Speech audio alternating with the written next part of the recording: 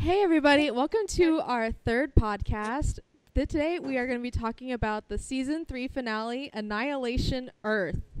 I'm Ariane. I run Ariane 2014, and I'm joined again by Carly, who runs all things TMNT. Just to point out, you'll always be joined by Carly who runs all things TMNT. One of these days we'll get a really cool intro, so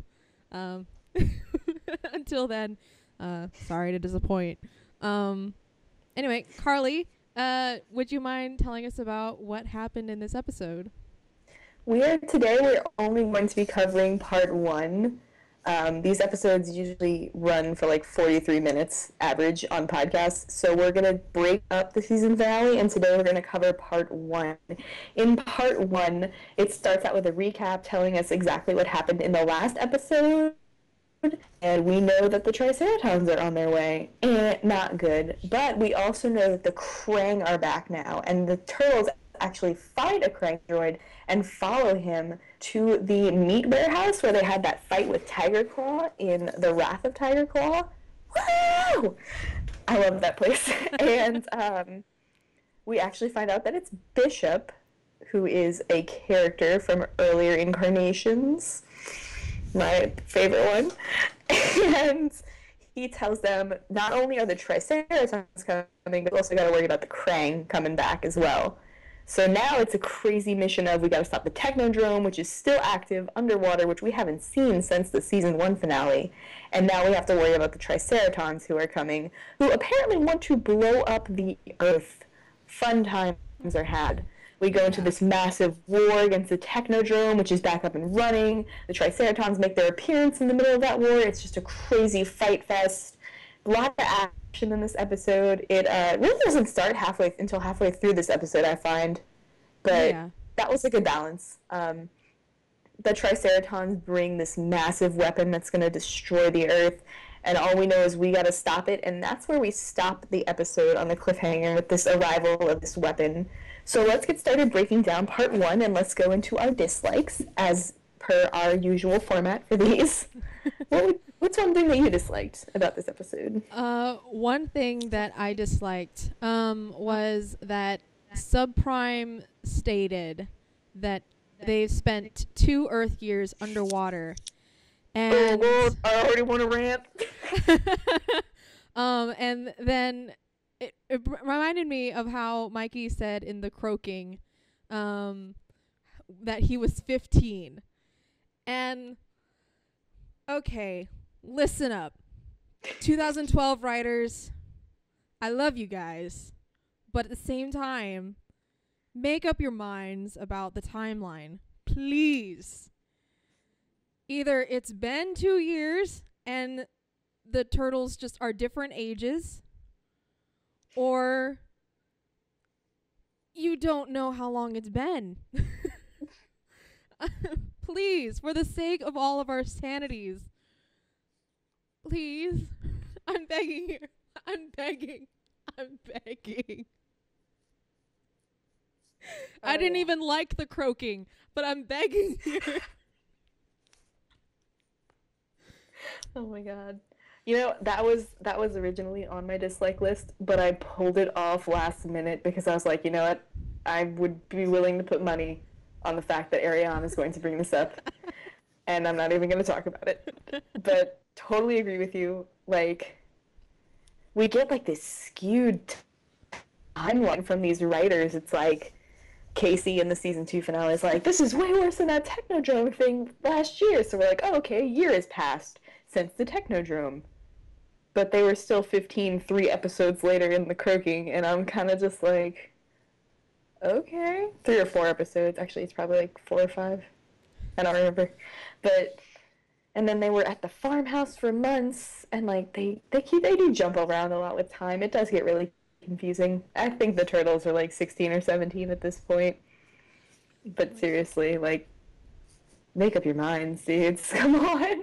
Make up your minds, please, writers, for all our sakes.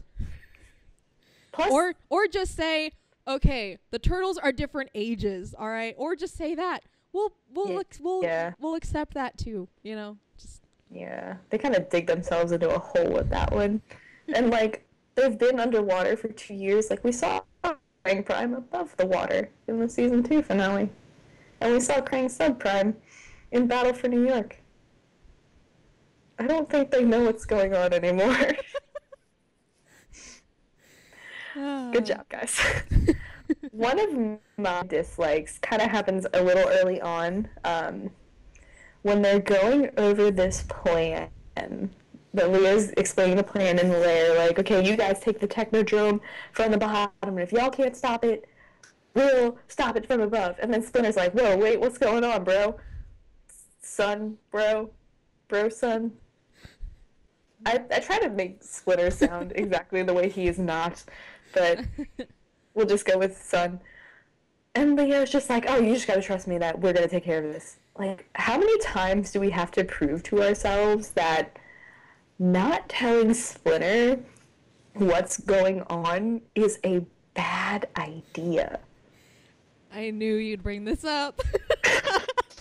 We're just calling it today. We got that Krang telepathy that April's got, apparently.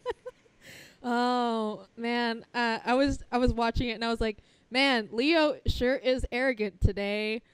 And in the last episode, you right, Leo, it happens to the best of us. I was like, that's going to be a sassy caption Leo picture in the near future. Spoiler alert for everyone who follows me.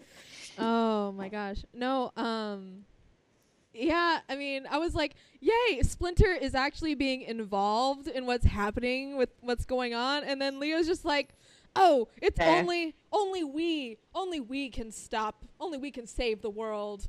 Because, you know, we've done it in the past. And I'm just like, he's not at all bothered by the fact that the only way he's saved the world in the past is by blowing himself up. You know, that's not an issue that's coming to mind, you know. Oh, Leo. Oh my god. Like, they were probably just like, he's not even going to want to come anyway. He's going to tell us, this is the most dangerous thing you guys have ever done. Bye. Later. As per traditional Splinter, stays behind for either plot convenience or cheese phone jokes. Which he had a cheese phone joke in this episode, too. He was like, I'll be near the cheese phone if you guys need me. LOL, bye. I'll be playing house dad to nursemaid to these two people over here. Oh my god. Okay. I'll be playing. Moving on. Oh my gosh. But can't handle it. Moving on. Another dislike that I had was that the Triceratons throughout the episode constantly switch from talking in English to their native language. And like at first I was like, okay, is it that black thing that they put in front of their mouths? Is that like a translator or something like that? But they speak English without that plate in front of their face quite a lot. And I was like, okay, I can buy the Krang knowing English because they've been here for forever. I can buy Zog knowing English because he's been here for a few months. Maybe he learned it under the sewers somehow. I don't know. The same way the 2014 Turtles did. Don't even. But I cannot buy that these dinosaur aliens who have only just come to Earth know English. I can't do it. I don't know. I can't believe you just found a way to accurately tie the 2014 to the 2012 series. It's happened a few times, but like, bravo. Yeah, that's weird to me. I agree with like literally everything you just said. Like, even the first episode when it was Zog, I was kind of just like, I guess he's been here for a while, so he kind of learned, but at the same time, like, they kind of just blow over that. Like, we don't get any indication of how they know, like whatever. 2012 likes to pass over things and focus on other things, I find. I was like, if you kept that black faceplate over their mouths the entire time, I could have bought that was the translator, but You didn't. You got rid of it like 90% of the time.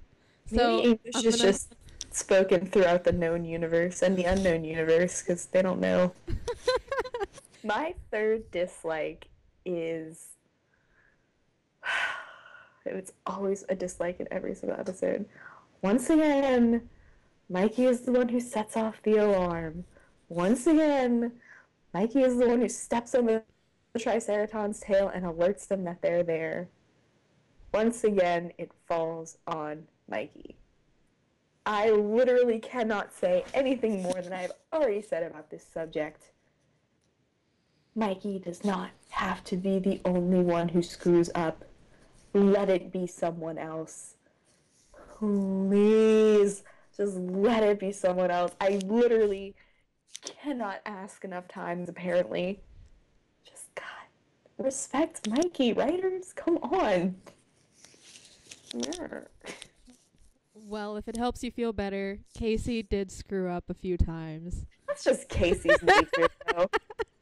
Like, Casey, like, when they're like, okay, we gotta be stealthy when we ambush this Krang, and then Casey just runs and jumps past him screaming. I'm like, well, that's typical Casey, I understand. But, like, Mikey, like, we see him all the time. Like, we know he has this hidden potential. And the writers always, like, tease us with, Mikey's got this potential. Oh, maybe one day you'll see it, but today's not that day. Ha, ha, ha. Trip over the alarm. And I'm like, ugh. Whatever. Oh gosh. No, yeah. I didn't have very many dislikes for part 1. So I guess I'll go ahead and move to OMG. OMG moment. Mine was because I can't decide how I really feel about it and whether I like it or not. Same, oh my god, moment. I can't. Mine is the fact that Bishop is a Krang and that he is part of the Utrom tribe. And in this case, the Utroms are the part of the splinter group who broke away from the Krang hive mind to fight the Krang.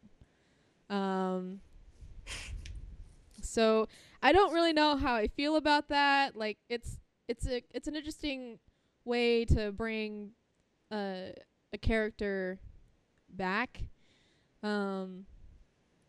just in the 2012 way. But I don't really know how I feel about that. Carly, why don't you?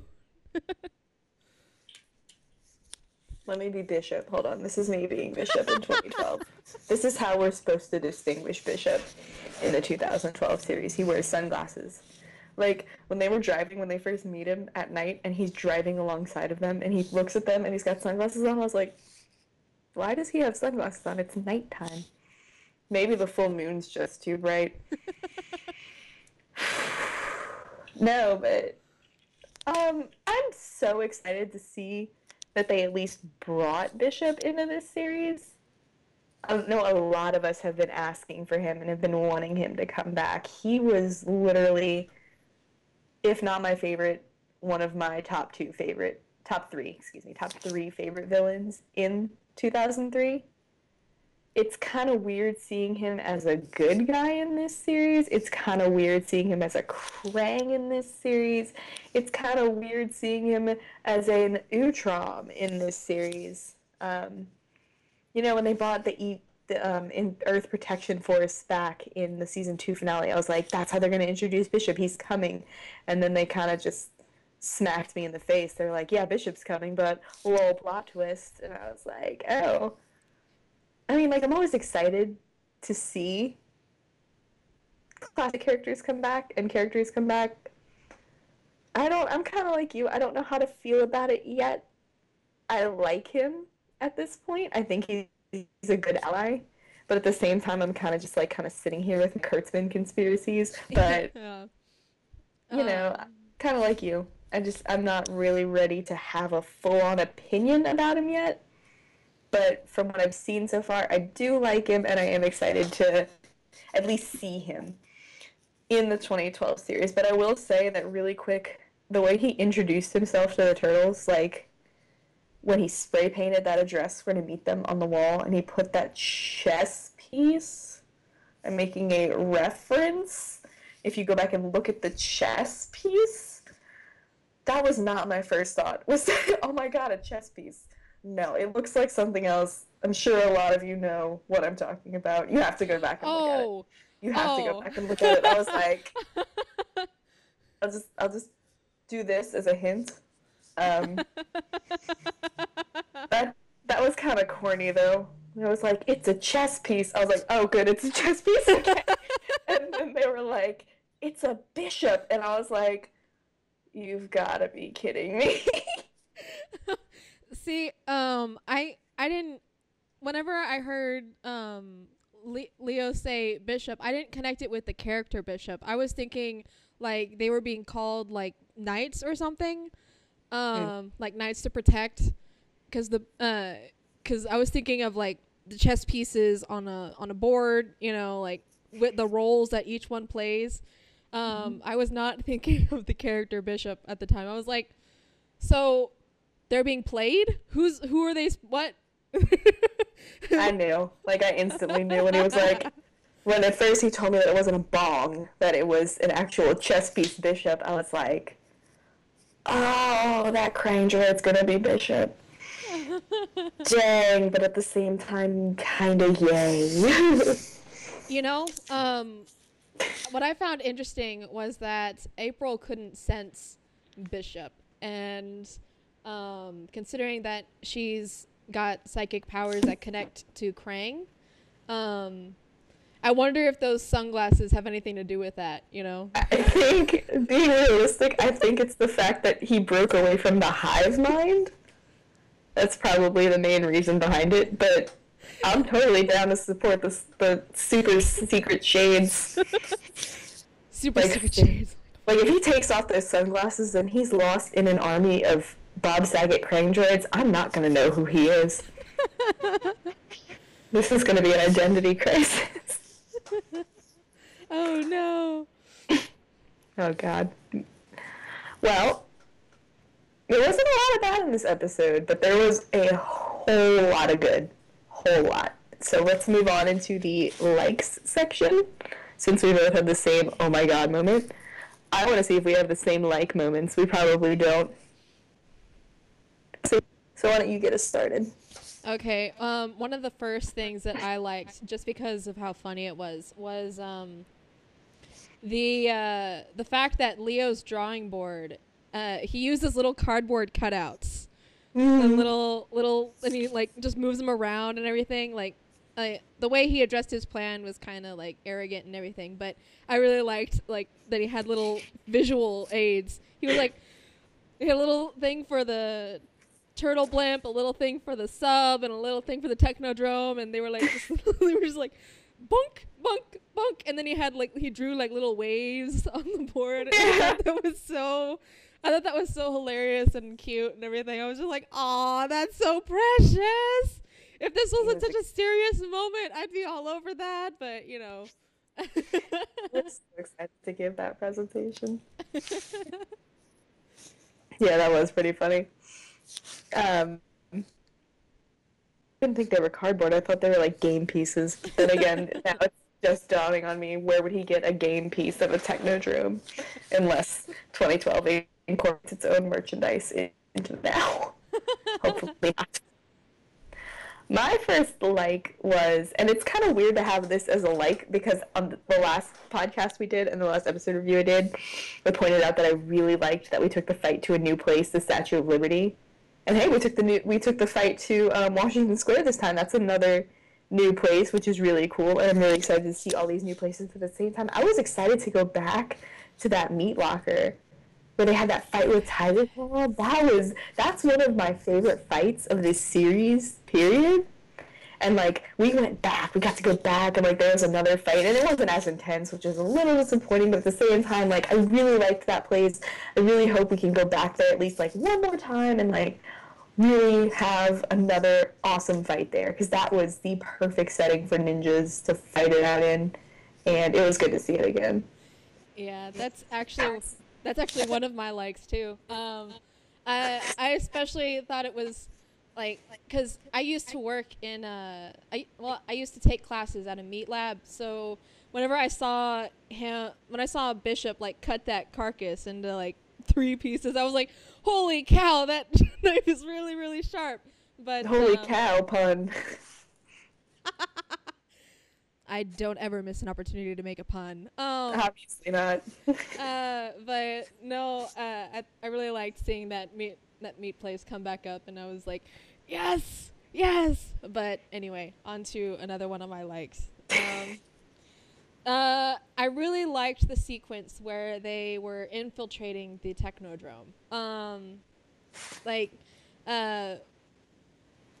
one, it was just really, really fast paced, and then we had whenever Mikey got zapped by the one of the guards, Electric the mushroom of death.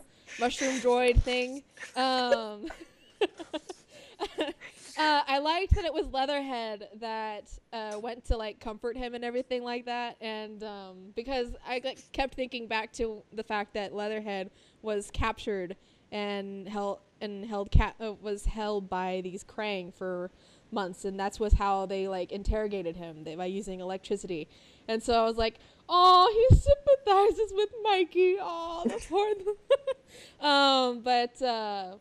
And then I liked just everything about it, and I thought it was really, really funny how they when I don't know, I just really liked it, and the Krang, especially when they were like, you will put up that which is known as 4 arms. You know, it wasn't you will do that which is known as surrender. It was you will put up that which is known as 4 arms. It was like, oh gosh, the Krang are so crangy in all their weird ways.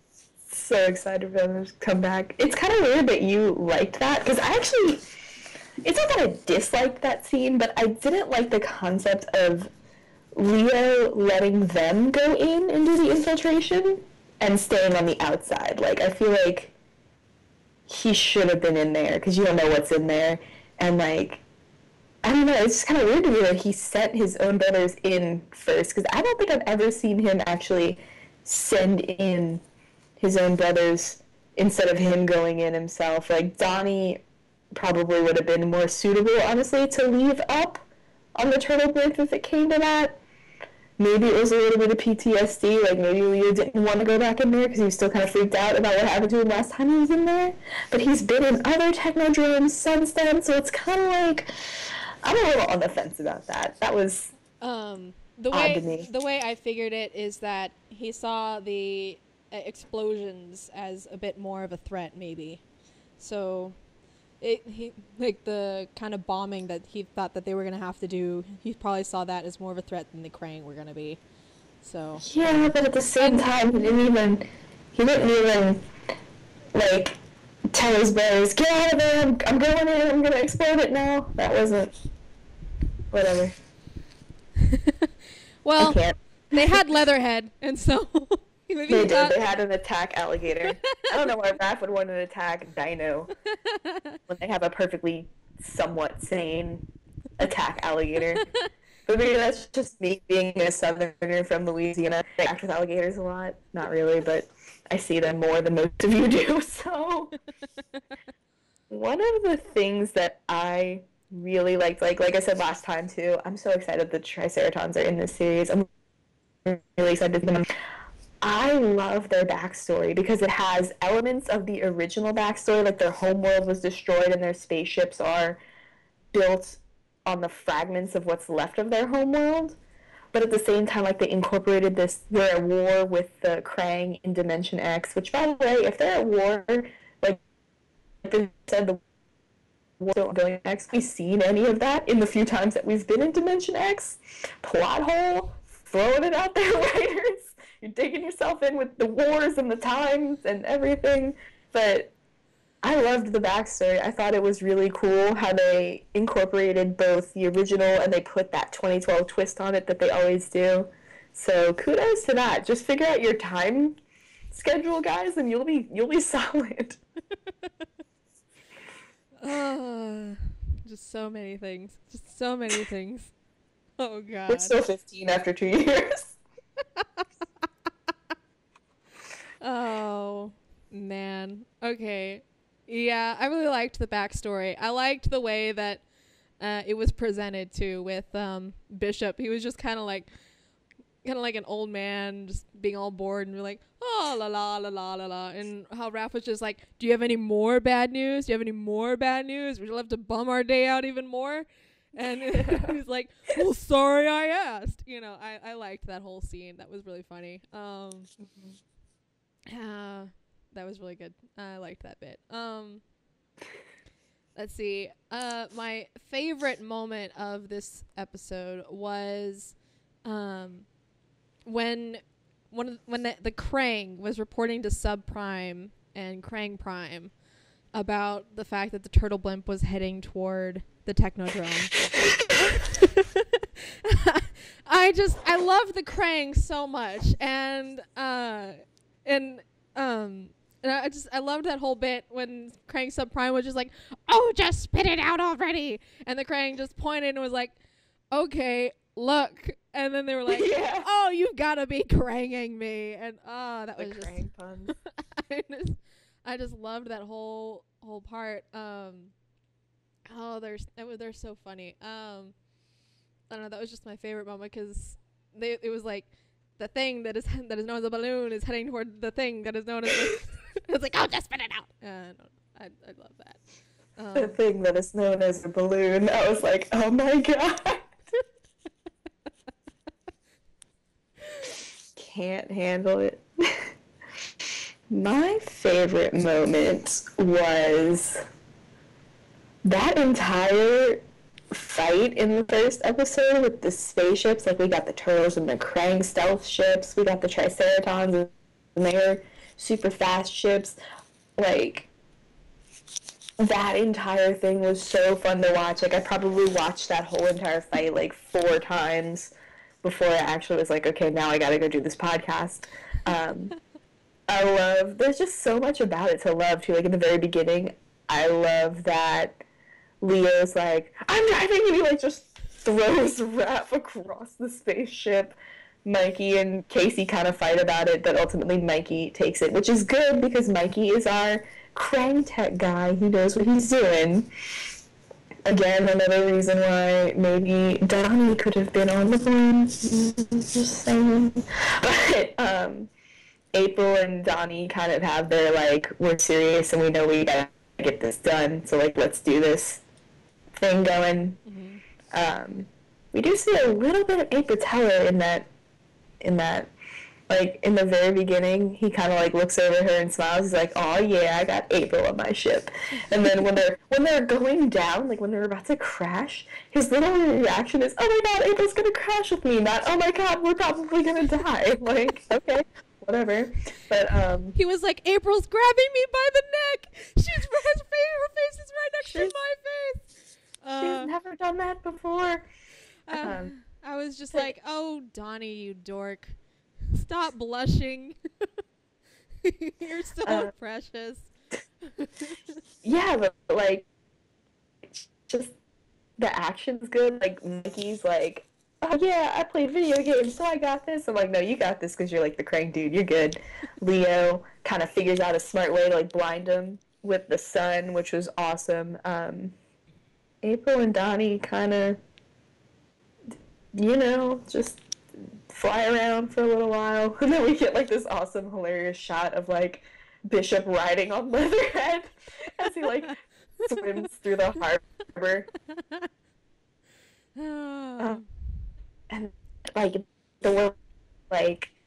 when the Triceratons like completely demolish the game, and we actually see Krang Prime and Krang Subprime like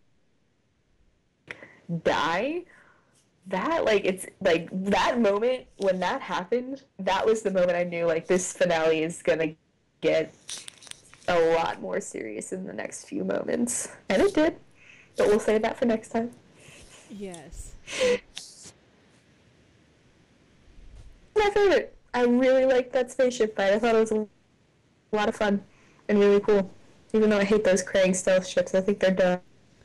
But, I mean, like, Those stealth ships are so weird. Like, it's literally a circle with tentacles coming out the bottom. I don't really understand. Like, I guess it's tentacles, Krang have tentacles, but at the same time, these are like long, gross metal tentacles. It's like flying Krang. Like, whee! It's a flying Krang monster. That's what it is. The flying Krang monster. Better get ready to worship it. No. Never. Oh my goodness. Part 1 as a whole is a really good start to the finale. Like, 2012 has a pretty good track record with two-parter episodes and specials. We're not going to talk about Battle for New York. But, good start to a finale. Like, it kind of just sets everything up. Like, the Triceratons have this black hole generator in place now. And they're going to destroy the Earth, which I think is kind of cool because that ties in with their backstory. The Krang used that weapon to destroy their homeworld. So now the Triceratons are going to turn it around and demolish what the Krang are trying to make their planet with the exact same thing. Like, that was cool. I liked that a lot. Do you have any final thoughts? Final thoughts. This is turning into, like, my episode review. The part 1 was a very, very strong start, like you said. It definitely leads you into what is going to be expected for part 2. Like, 2012 definitely has a good track record for their 2-part episodes. They're usually among the strongest of the show. With Battle for New York to not be mentioned, but don't let me get the tape out again. But I mean, part 1 was really good and strong, and I guess we'll just go ahead and it was a good start. I give part 1 9 out of 10. I think that they did a lot of things right and very few things wrong. Like maybe 2 or 3 things wrong total. But like everything else about it just sets us up for the next part, which is kind of funny because like, you know, I think they wasted this entire season focusing on other stuff when they should have been building up to this. But like this episode alone really does a fantastic job of setting us up for what's going to happen in part 2. Definitely 9 out of 10. Yeah. Good job, 2012. Can't wait to do the next part. Can't wait to cry in front of all of you. My episode review will come out soonish. If I can compose myself long enough to actually watch part 2. My episode review will be part 1 and part 2 stuck together. Both links for this video will be in it. If you guys have any questions for us about part 1 and part 2, we're going to answer all of the questions in the next episode of the podcast. And I already have 3 questions based on part 1 that we'll get to next time. Thanks for tuning in, guys.